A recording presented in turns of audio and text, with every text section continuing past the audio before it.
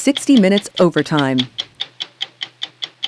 You have said that attacking civilian infrastructures is a war crime. This is a war crime. Should Vladimir Putin be charged with war crimes? What we have to do now is, number one, to gather all the evidences of these war crimes.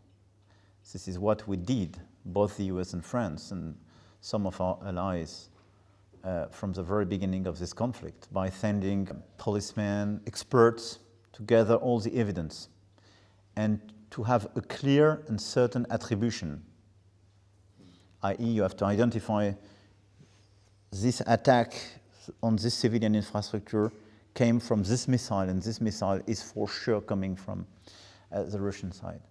And in parallel, we have to launch all the initiatives and the legal initiatives, indeed, to have such a result. So my answer is yes. Right now, in Ukraine, Russia, at the onset of winter, is attacking the power grid. Millions of Ukrainians are without power and heat, and it seems to be Russia's strategy to inflict the greatest harm possible, not just on Ukraine, but even on the West with restrictions of gas.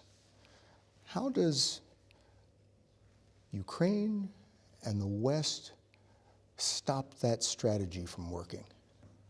What we have to do now is first to help the Ukrainians from a humanitarian, economic, and defense point of view to resist, to precisely complete this counteroffensive, and to do everything they can during this period of time. In parallel, what we want to do, and this is why we will organize the 13th of December, a few days after this state visit in the US, we will organize an international conference together with President Zelensky for Ukrainian resilience and Ukrainian civilian resistance, whose perspective is to maximize our solidarity vis-à-vis Ukrainian people in order to get generators, to have people in charge of restoring water system, to help them to restore schools, hospitals, and so on,